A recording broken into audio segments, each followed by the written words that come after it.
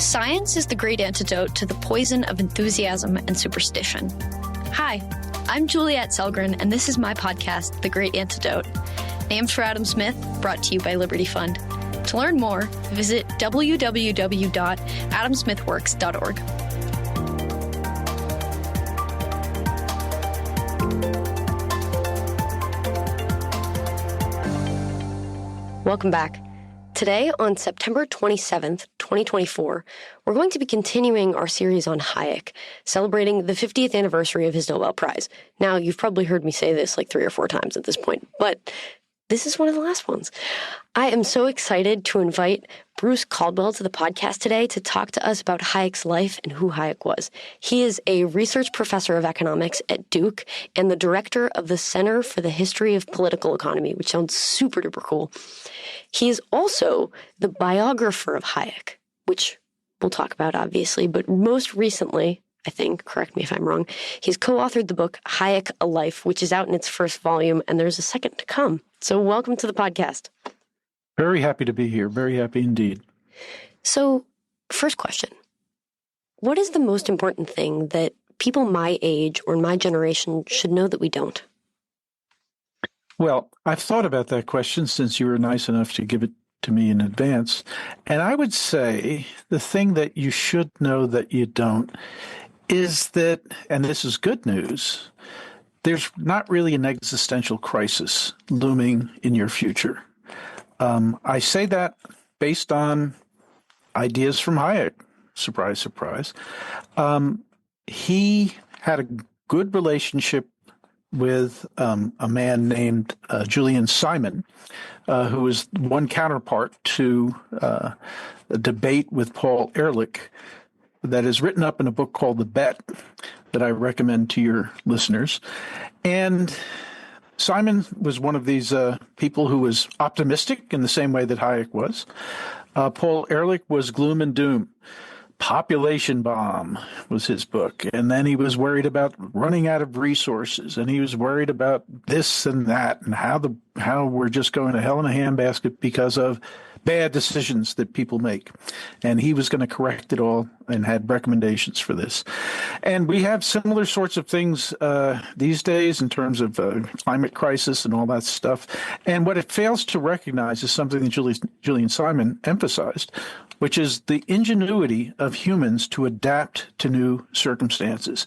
I'm not saying that there's not perhaps going to be extensive climate change, but people adapt to these things. And it's the anticipation of trying to change things because you think the world is always going to be the same static world that it is today without the new knowledge that is always being produced is what misleads people into thinking the future is glum, bleak, and horrible. So be optimistic. That would be my message to young people if you're not. Some I'm sure are, but from all reports, your generation is a generation that worries about the future more than most have. So I'll stop there. It's funny because it's so relevant, especially talking to you about this right now and that this is your response, because it's true that my generation, for whatever reason, we're really preoccupied with this, probably because we literally have nothing else to worry about, because we're so well off, right? Because this right. fact is true, really, which is kind of ironic. But also, this is kind of the exact, as you were mentioning, the debates and the problems that they were facing at the time, and the conversations and the socialist calculation debate and all of that were exactly conversations about this, but not from the anxiety felt by a generation, it seems, at least to me, so much as what is the ideal economic system. So in a way, they're going about it more intellectually than like freaking out. And maybe that's not true. But it is particularly relevant because I do think a lot of the conversations that Hayek was probably having were related to this question. Let me just follow up on that just briefly before we get to his life, because Otto Neurath, who is somebody who was a socialist, the person that provoked Ludwig von Mises into writing the article and then the book criticizing socialism in the early 1920s, he was reacting to Otto Neurath, who was a philosopher of science who was also a socialist, and he was a big advocate of planning was Neurath.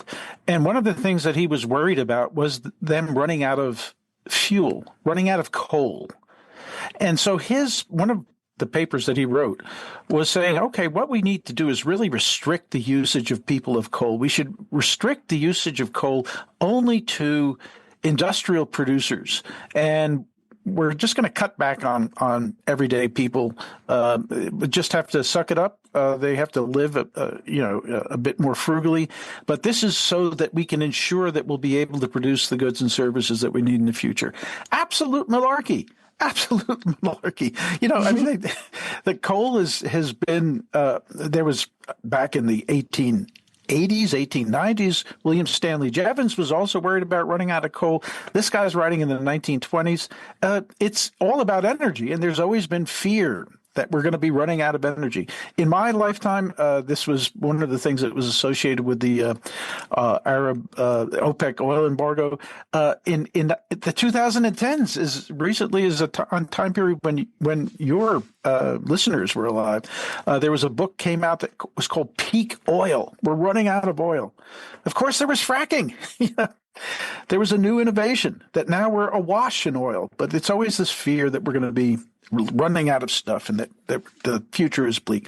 It's hard to argue against it because people extrapolate from where we are right now with whatever trends they see existing right now. But it always fails to take into account the ingenuity of people, which is, it's something that we've got. So what I'm wondering about, a lot of conversations, I think people who think critically, who think a lot about like their intellectual lineage, so then people who come on this podcast, classical liberalism, etc., it ends up being kind of about this in a sense. But I'm wondering, as someone who focuses so much on history, how do you kind of approach this what seems to me is a fact that we keep almost forgetting, or it's a new generation, so we keep rehashing the same conversations and the same debates and the same fears and all of that. And I don't know, how do you maintain optimism given that even though it always ends up fine, people seem to never learn in a way? There's a new application of the same fear from before, and even though it got resolved, we don't apply it. Any thoughts? Yeah. So I think it's just every generation has to learn the lessons anew. There's no question about that. And as a teacher, I taught Econ 101.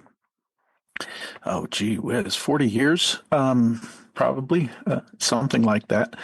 And if you take a look at the popularity of, say, some economic policy that in Econ 101, you're able to show that it doesn't really accomplish the goals that people hope, like a minimum wage law or rent controls, that in fact it causes harm to the very people that you most want to help. Yet the popularity of those positions always seem to be, for minimum wage law, something like 80% of the electorate always are in favor of it. After years and years of Econ 101 being taught. So, it kind of makes me feel like, well, thank goodness at least we are teaching Econ 101 so that some people in that classroom are going to have a different view. But it's true. These debates go on forever. Hayek experienced that personally. He thought he had laid socialist planning to bed. And in the 1970s, Leontiev, a famous economist, Nobel Prize-winning economist, was testifying before Congress calling for extensive economic planning. So it is something that is just these debates go on and went on before me and will go on after me. Same for all of us. But it's important to have the debate, though. That's the point. It's important to have the discussion. And that's what podcasts like this and the university and engaging your friends in conversations is all about. So in light of kind of this question and answer, and then just personally, why Hayek? Yeah. So how did I get involved in Hayek? Yeah. Is that what you're asking? And why? Yeah. I think a lot of people, especially kind of in the economic tradition, political economy, all of that, know Hayek and have spent some time with Hayek, but you've spent a lot of time with Hayek. Oh, yes. Well, I did. Well, I mean, I got involved initially because I was interested in the methodology of economics, and Hayek wrote something about that, about what is it that is economics a science? What does it mean for something to be a science? These sorts of questions. And Hayek had some very interesting answers to them. So that was my initial entree. But in the course of that, I had two really interesting experiences. The first one was I attended a summer school out in Boulder, Colorado, which is a beautiful, beautiful place to have a summer school. And it spread over about 10 or 11 days, two lectures a day, 20 lectures in total. And it was right after I had gone through grad school. And I did grad school in economics is really rigorous, and I found it boring for the most part, except when I was doing the stuff that I was most interested in. But this was a 2-week seminar on Austrian economics, and had some great teachers, Jerry O'Driscoll, Roger Garrison, Israel Kirzner, in the late 70s. And I felt I'd learned more in 2 weeks in that seminar than I had in 4 years of grad school. So that really got my interest going on Austrian economics in general. And I then went on from there to spend a postdoc year at NYU, which is where O'Driscoll and Kirzner were, and Larry White. There's a whole bunch of people whose names would be familiar to people who know the classical liberal tradition in economics in particular. So I kind of got introduced into that community. And then in terms of Hayek specifically, I explored some of the ideas that he had. And then I went out to actually do a paper on Karl Popper and Hayek's relationship to the Hayek archives out at the Hoover Institution at Stanford University. And working in the archives, I had never done that before. And you get in there, and we have a great archival collection, by the way, at Duke, where I direct this center. So I'm still doing this stuff and encouraging other people to come here to do it, not in Hayek's papers, but other people's papers. Hey, I'm interested. Yeah. Oh, it's very, very cool. So, I mean, just feel it, Juliette. You're sitting there and you're holding in your hands the physical copy of a letter between John Maynard Keynes and Friedrich Hayek, between Karl Popper and Friedrich Hayek, and looking at their exchanges. And I'll tell you, it also enables you to really see what the person's doing at the time they're making their arguments. As a scholar, I was learning Hayek's work, what his ideas were, but to see the papers and the correspondence that he's writing as he's developing those ideas is really something quite different. You really get a sense of who he was debating with and what the arguments were and why he was doing it. It allows you to motivate a story that you can tell about the person. So that was another wonderful experience. I had done a couple of papers on Hayek. I had done a couple of volumes in the Hayek Collected Works. So the third thing that really got me fully hooked was I was invited to become the general editor of the Hayek Collected Works. And in doing that, I got to meet his family, his daughter and his son. Hayek by that time was dead, early 2000s. I met Christine, his daughter, and his son, Larry. And Larry took me up into his office on meeting him and showed me all of this family memorabilia. I mean, an enormous set of things, all sorts of an album that Hayek had created of pictures of flora of various kinds that he was taking when he accompanied his father, who was a big botanist, on trips when he was age 16, all carefully labeled. His skis, a copy of The Road to Serfdom in manuscript form, one of the last copies before the final copy. Family photographs, all sorts of maps from World War I. I thought they were mountain climbing maps, but they were maps from the front when he worked when he was in World War I on the Italian front.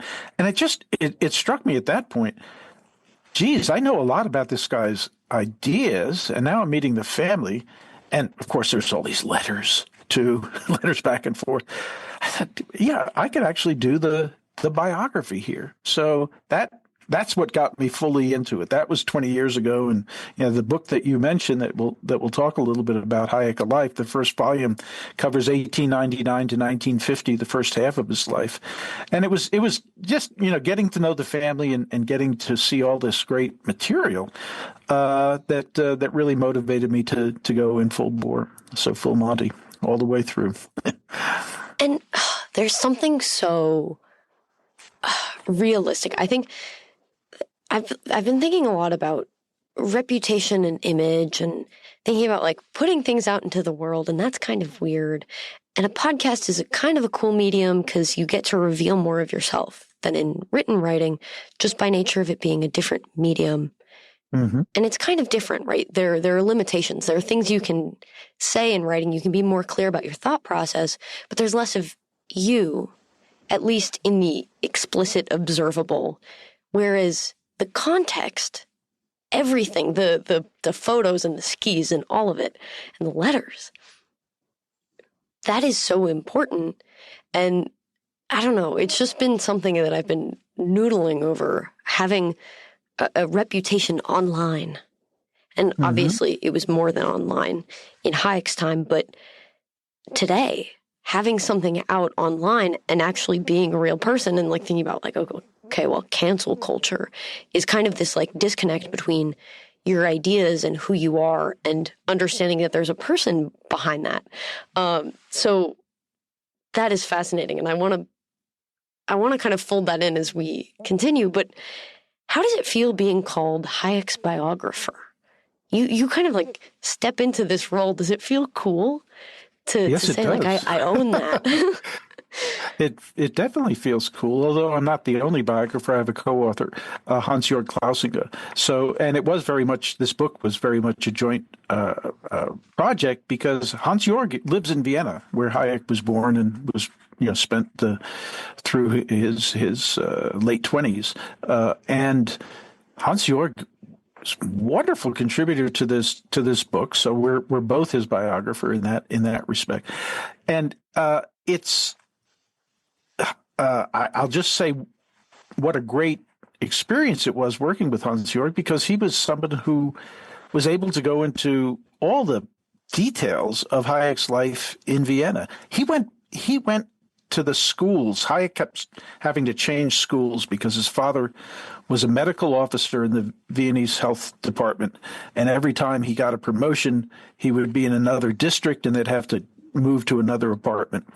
And so he went and found all of the schools and all of Hayek's school records, saw how he did in school. Now, some of this made it in the book, not all of it, but I mean, it's just so part of being a biographer is really just trying to get inside the person's life and find out all these things. Even if you don't recount every detail of it, it does allow you to get a better sense of who the person was. In the end, I think I probably know more about his family than I ever did about, my parents and their extended families. It's just something that you do to get into it. So it feels real good to be his biographer, to answer your question. But I did want to just say that it's not just me who's doing this work, and there's lots of other Hayek experts out there as well. Yeah. So this is kind of following off of that.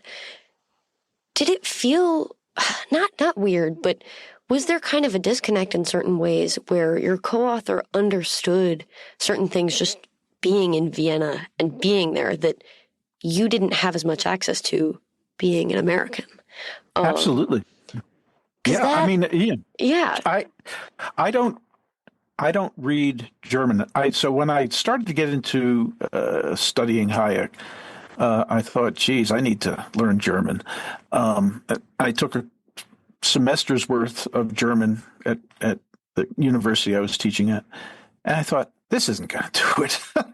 I'm too old to be learning a new language, and I don't know the culture, and I don't know all these other things. And so when I invited Hans-Jörg to join me in this project, I mean, it was a very much of a match made in heaven, because he's not only knows German, he knows Vienna, which is where Hayek was from. He knows that aspect of Germanic culture, and and knows the history. So a lot of what the biography is placing Hayek in specific moments in time and specific places. And so just as he knows Vienna, I spent some time at the London School of Economics. I spent a semester on a fellowship at Cambridge, which is where the LSE evacuated to. I was the person who interviewed Hayek's children to a great extent. And with Christine Hayek, his daughter, with whom I established a really nice relationship. I really liked this woman. She was hilarious and very honest, very upfront. And we just, I took her to where she had grown up, the Hayek family home in Hampstead Heath, the Golders Green. Hampton Garden Suburb. That was the name of the actual neighborhood.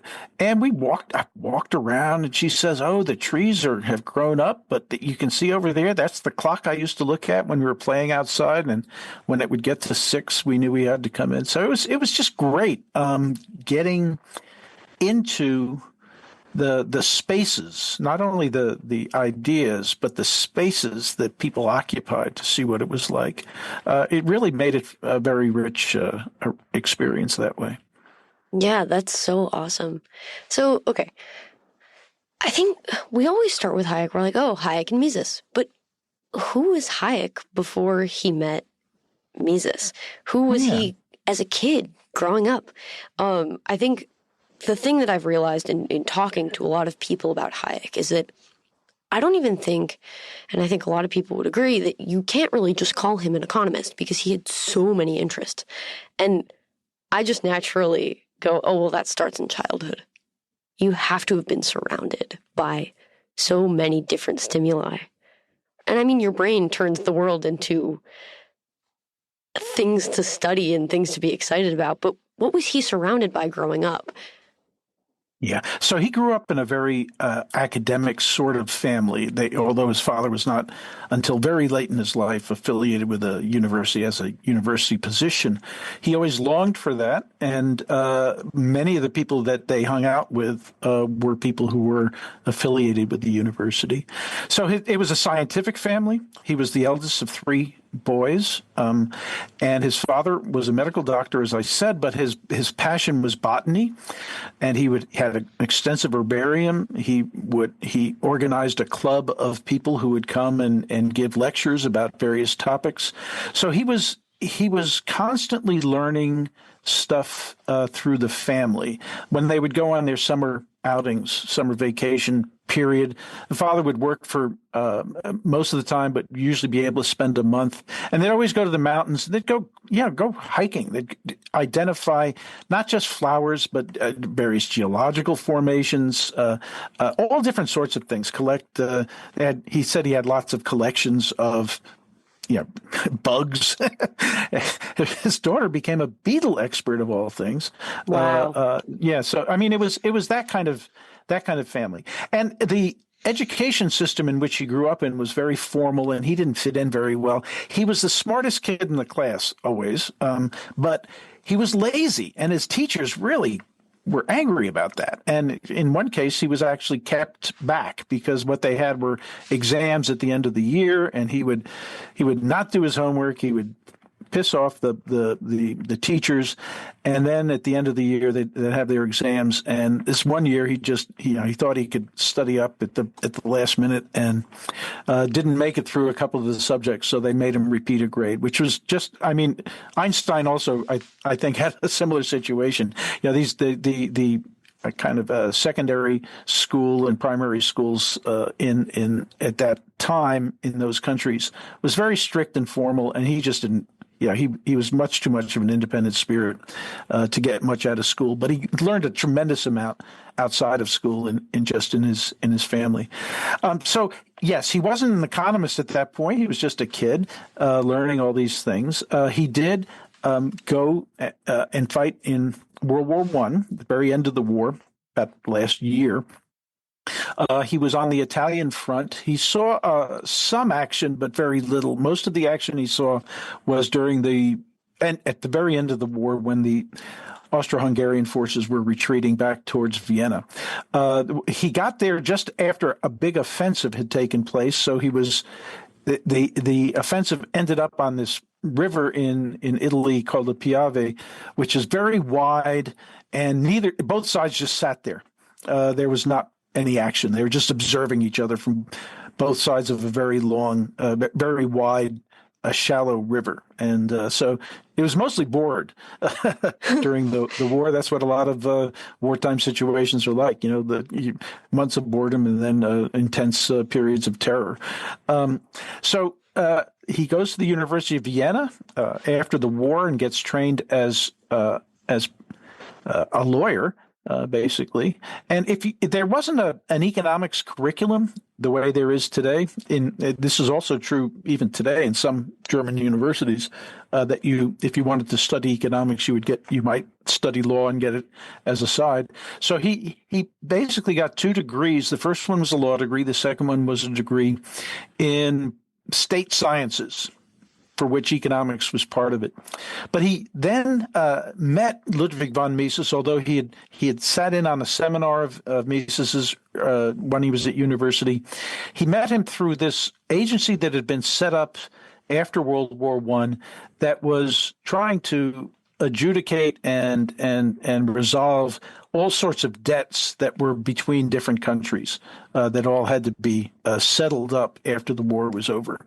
And that was where he got to know von Mises. Von Mises's book on socialism came out.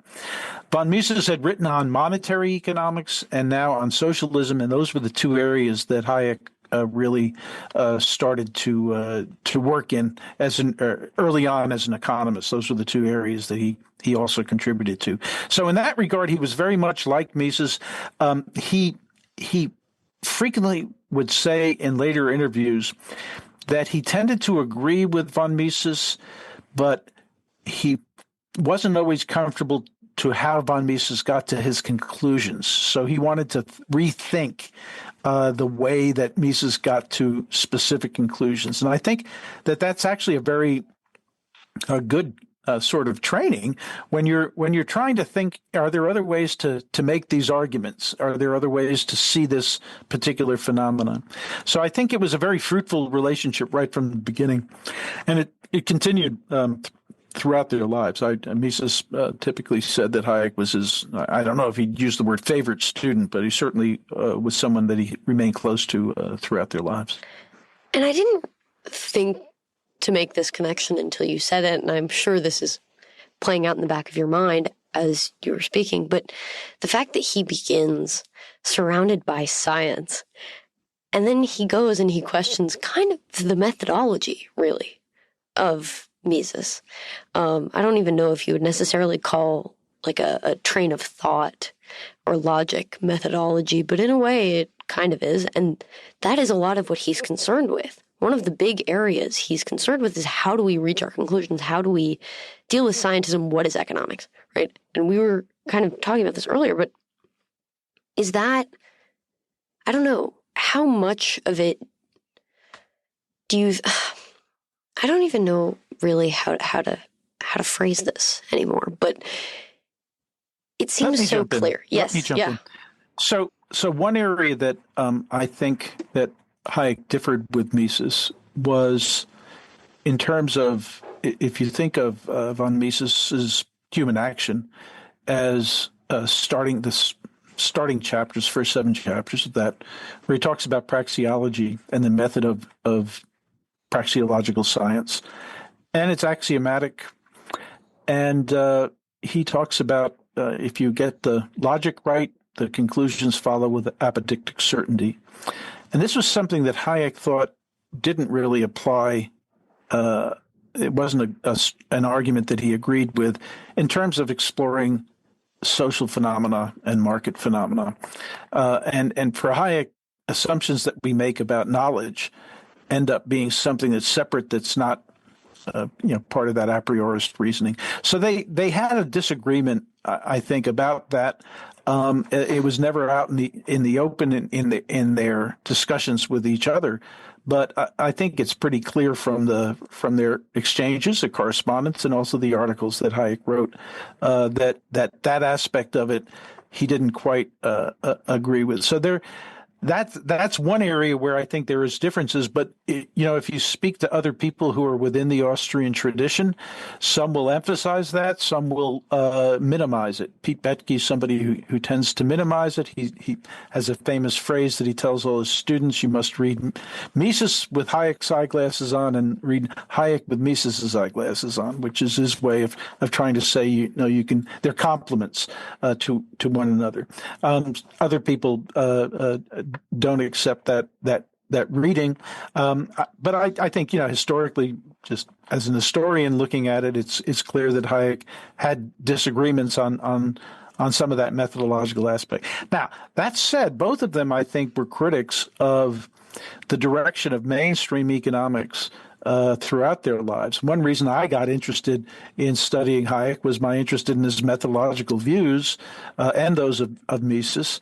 And it was because I thought, basic economic reasoning of the sort that I got as an undergraduate in my undergraduate education made a lot of sense to me. But I got to grad school and it was all very quantitative and either theoretically mathematical or empirical mathematics and econometrics that I didn't see advanced our understanding, my understanding anyway, of economics. That's why I said 4 years of grad school and 2 weeks of this Austrian seminar, I got more out of the latter. So and they are people who, while accepting the basic economic reasoning, were questioning some of the approaches. The heavy emphasis on perfect competition, heavy emphasis on equilibrium theory, which remains, in economics today, as not really being an effective way to understand how a market order forms, how a market process works. So those were things that were attractive to me, and on that they're on the same page, very much so. And it's funny because I think if you read entirely, I mean, there's an extent to which you can read Hayek and Mises with each other's of course, yep, thought processes, glasses on, I guess, in mind. But also, it's a conversation. There's a certain chronology to it that advances the way that we understand and kind of the entire field understands or hopes to understand certain aspects of human behavior or human action and the order that emerges. Who else was, well, obviously, so there's Keynes, but who else was critical to Hayek's development in terms of what he was interested in and the lines of inquiry that he pursued and the things he was driven to talk about, either as a continuation of or a reaction to them? Yeah. So the book, Hayek, A Life, one of our major goals was to try to figure out how Hayek saw the world, how those views changed through time, and what he was responding to that caused him to, develop his views in the way that he did. And very often it's easier to see the people he was responding to, responding in a sense against. So he is raised in the Austrian school tradition, which had as their opponents the German historical school. So part of what the Austrians as a whole were responding to was the German historical school. But in 1923 and 24, after he had finished those 2 degrees, he goes to the United States. He spends 15 months there. He hates it. He's in New York. It is, he says, these people, he sends letters home, the noise, these people are crass. All they think about is money. There's no culture here. They're over familiar. It's just, one thing after another. Standard European reaction, by the way, if you don't realize this to the United States, often people are too polite to say it to Americans, but certainly they say it to the people back home. So he was having that kind of reaction. But one of the people that he interacts with there is Wesley Clare Mitchell, who is a founder of American institutionalism. So this is an indigenous American approach to economics that in many ways, from Hayek's viewpoint anyway, was really similar to this German historical school tradition that he thought had been thoroughly discredited. during World War I and subsequently. So here's the cutting edge stuff. Yeah, Columbia University professor Wesley Clair Mitchell he's giving his presidential address to the American Economic Association in 1925. So he's writing this when Hayek was there, and certainly had these views in the classroom that Hayek was. Class that Hayek was attending. He thought, gee whiz, here's a bunch of views that I thought were discredited, yet they're emerging here. He gets to London in 1931. He's working at the London School of Economics, and the London School of Economics was founded by socialists, Fabian socialists, in the 1890s. So one of the books that he writes, his war effort, as it were, that he starts writing and doesn't quite finish, is called The Abuse and Decline of Reason. And in that, he is responding, he's basically making the argument that scientism, what he calls scientism, which is the attempt to appear scientific by using certain techniques that are really not appropriate for the study of the phenomena that you're interested in, that this scientism basically started to emerge in France around the time of after the French Revolution and the Napoleonic era, spread to Germany, spread to England, and spread to the United States, and took really different forms in these different places. In Germany, German historical school are basically conservative imperialists. In England, you've got Fabian socialists. In America, you've got institutionalists who are basically progressives, part of the progressive movement. Really different political and ideological standpoints, but all of them have this great confidence that you can use science to reshape society as it should be. And this was a pernicious view in Hayek's mind, because it had the hubris of reason and often set up political situations, political and economic, planning sorts of ways of organizing society that if malignant people got in control could really have a lot of power. So it was these sorts of ideas that Hayek was reacting against as he became a more mature economist in the 1930s. If you think about the 1930s, it's the Great Depression. You've got fascism emerging all over the continent. You had the emergence the decade before of the Soviet Union. It is a fraught world. As you said at the beginning of the podcast, things are pretty good now. They weren't so good back then. And that's what he was dealing with, and the ideas that he was trying to combat. So that's a long answer to your question, but yes, trying to figure out what made him who he was. In many ways, it was a reaction to the men of science, to LSE professors that he disagreed with, professors he had encountered at other places that he's responding to their ideas with other ideas. One final thing I'll say, Juliette, one of the things that people, many of whom disagreed with Hayek, said that he was, particularly in the classroom or the seminar room or in these debates, always was very polite, always gave his opponent the benefit of the doubt. In fact, Schumpeter made fun of him for being, going overboard in terms of attributing good motives to his opponents. This is in Schumpeter's review of the Road to Serfdom. So he was someone who took these ideas seriously, wanted to have a good give and take, a good debate, believed what he believed in firmly, but believed in the importance of having a good discussion of ideas. And it's funny because, in a way, I see him. That makes so much sense to me, because I see it as him as a representative of what a true, not just scientist, not just economist, not just philosopher, but really an academic, someone in pursuit of the truth. So he has this kind of exposure to science, this exposure to the abuse of reason and all of that. And he's just very well placed to be dispositionally in between all these things. Yes, it was his personality. There's no question about it. I mean, everyone, friend and foe, acknowledged that. And I mean, I think he was a liberal. Yes.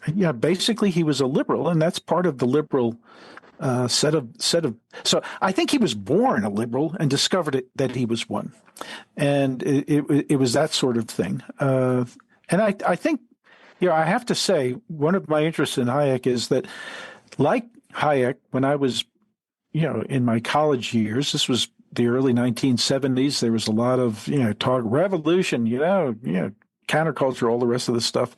Had very long hair. Thought I was buying into this stuff. But I always wanted to have reasoned debates with people. And that part was the liberalism. I wanted to hear what the people's arguments were, what reasons they had for the views that they had. And I think that this was always Hayek's view as well. He thought he was a socialist, or kind of tended towards Fabian socialism when he was in college. And Mises helped awaken him from those days very much by the arguments that Mises came up with in his writings and in their interaction personally. So it is but I think some people are constitutionally liberals, and then they realize that they're perhaps classical liberals or new liberals or whatever only afterwards. And that anyway was an aspect of his personality that really shined through during this period that we were investigating. So here's maybe a big question. As we kind of draw closer to a close, how do you think that you understand Hayek differently after taking this time to look at all of the context and to really, I think it comes through when you read his actual published writing, that he is dispositionally liberal, but I'm certain it comes through more when you learn this whole context. So that, among other things, how do you understand and read Hayek differently now? Might be kind of a hard question to answer, but I don't know. So he had flaws and virtues, and I think that's what I learned in doing the biography. So he was a man? Yeah, exactly. Great. A regular human being. Yeah.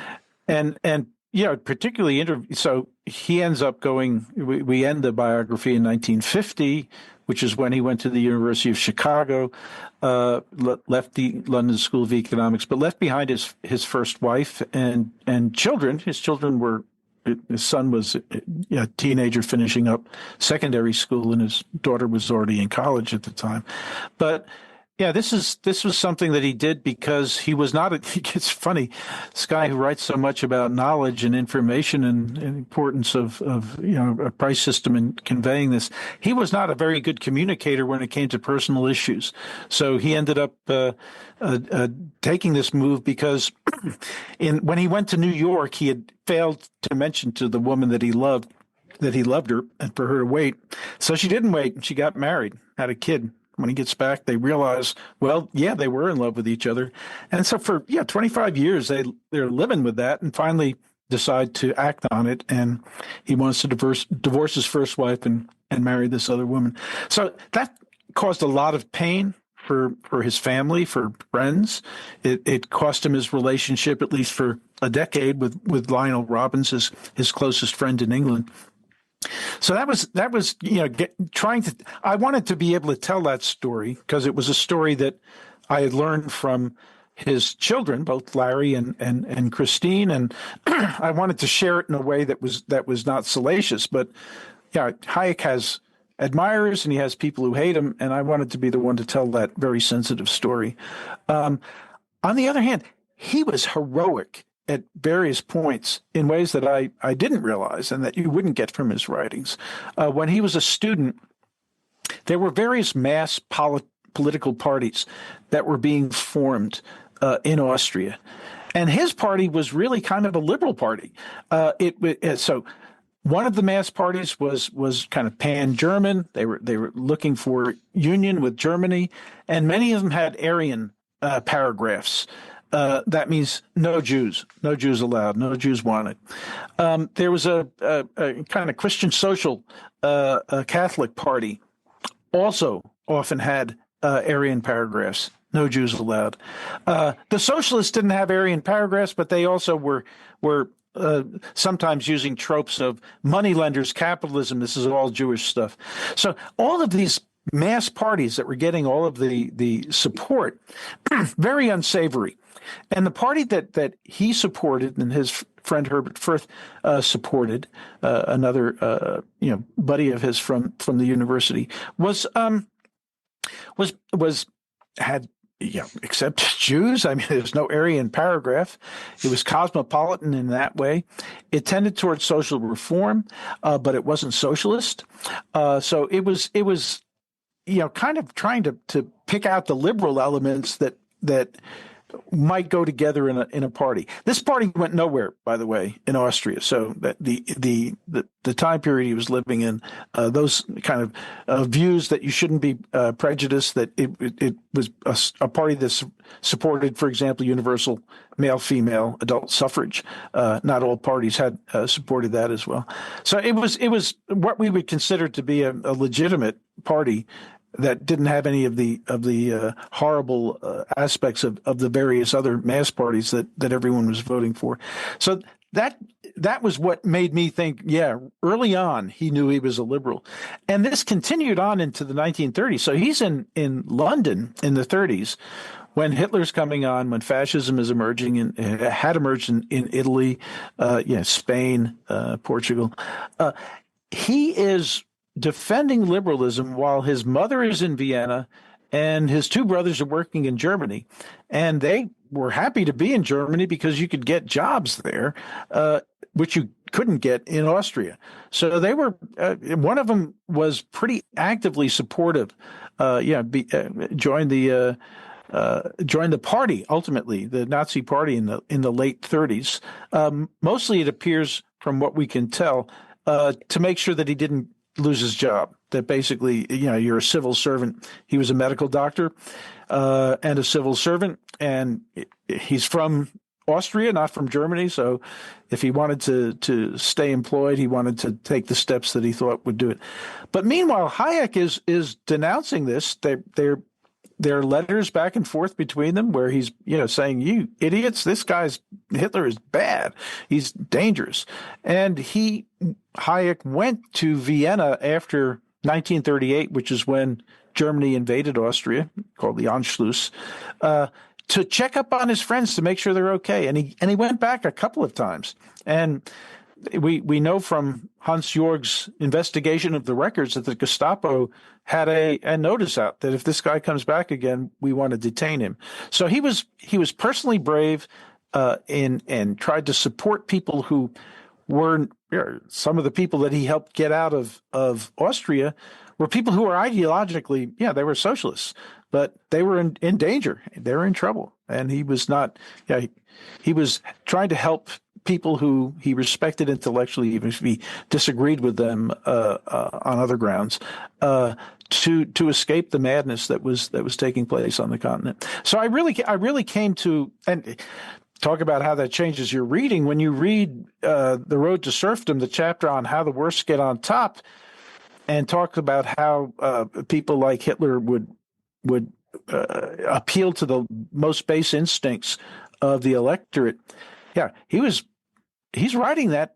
Meanwhile, his brothers are over there in Germany. He's thinking about them. I have to say, when he's writing these words, how is it that people can be sucked in? Well, he was trying to explain some of that. So it does. Knowing the history does give you new eyes in the reading, but also new eyes on who's the person behind the words that are on this page. Wow, I mean that it speaks for itself. I think you spoke it. That is amazing, but also complicated. It is complicated. It's complicated, but that, especially the last bit, is just really amazing. I have one little question for you. Okay. Why end in 1950? Well, there'll be a volume 2. Yeah, but why is this the cutoff point? I was just always curious. Yeah, so that's when he the last paragraph of the book is that Hayek has now gone to America. He's about to start a brand new life. Left behind his wife and children, married a new woman he'd known since they were children. New job, University of Chicago. He's entering Chicago just as the Chicago School of Economics and all that was being formed. So he's going to a new world with a new life, new wife. And that seemed like the appropriate cutting off point. Yeah, no, that does sound appropriate. All right. I was just curious. I'm looking forward to the next one. I have one last question for you. Sure. Thank you so much first for taking the time to share your wisdom and your experience with all of this and your knowledge. I've learned a ton, and I know my listeners will as well. What is one thing that you believed at one time in your life that you later changed your position on, and why? Yeah. I struggled with this question, and I think it means it's a good question. So I was thinking of going, the Santa Claus route, and that's one way to kind of duck it. But I thought, let's maybe take it more seriously. But at the very end, I do want to prove to you that Santa Claus exists.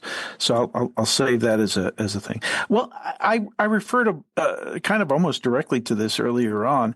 Yeah, I've been teaching economics for 45 years or so, maybe even longer. I was 30 years at UNC Greensboro, and this is my 17th year at Duke. And early on, I really thought, when I'd hear an argument and I found it convincing, I thought, geez, that matters, I would change my minds about, kind of being vaguely socialist to being what I now understand as being a liberal. And I think getting my education in economics was a big part of that. And then also going on to teach it helped convince me that some of these ideas were right. So I think I did change along those lines, but I also had kind of a confidence that other people were like that. And that if you're kind of telling them about basic economic reasoning, that it would make sense to them in the same way that it made sense to me. And as I said, the needle doesn't move when you ask about people's American public support for things like the minimum wage law or rent controls, despite the Econ 101 being taught all over the country and world day in and day out. So I think I've become less optimistic and saddened by the fact that, arguments, sometimes very good arguments, just don't convince people. And I guess I was more optimistic that arguments would be something that would convince people. I was a great advocate, by the way, of when I was your age, of a carbon tax. Carbon tax proposals have been around since John Anderson in 1980, presidential candidate. Yeah, one of the big things he ran on was a carbon tax. A really simple way to handle problems that have to do with the environment, but politically could never go anywhere. And that was just it was something that really upset me. That good arguments sometimes just don't work. So that is something but it didn't make me be completely cynical. It did make me not vote for Democrats or Republicans going forward. I'd always vote for some third party afterwards. But let me prove to you that the other thing that I once believed was true, and then came to believe not true. Then I heard this argument, so I'll leave you with this one. So it's kind of a syllogism. I'm going to give you a premise. So the first premise is people who think the most about a topic are experts, and we should respect their opinion on it. And I think that's something that most people, maybe these days there's more suspicion of experts, but often I think people would believe that. And the second thing is just a factual assertion. The people who think most about Santa Claus are kids. And the third premise is kids think Santa Claus is real. So if you put them all together, Santa Claus is real. There's an argument for you. There's a good argument. So hopefully this will convince all those listeners of yours who have given up their faith in Santa to rethink the problem. That's the best I can do, Juliette. So we'll go with the first one if you're not convinced about the Santa Claus.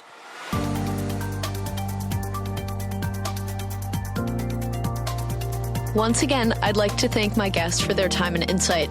I'd also like to thank you for listening to the Great Antidote podcast. It means a lot. The Great Antidote is sound engineered by Rich Goyette. If you have any questions, any guests, or topic recommendations, please feel free to reach out to me at greatantidote@libertyfund.org. Thank you.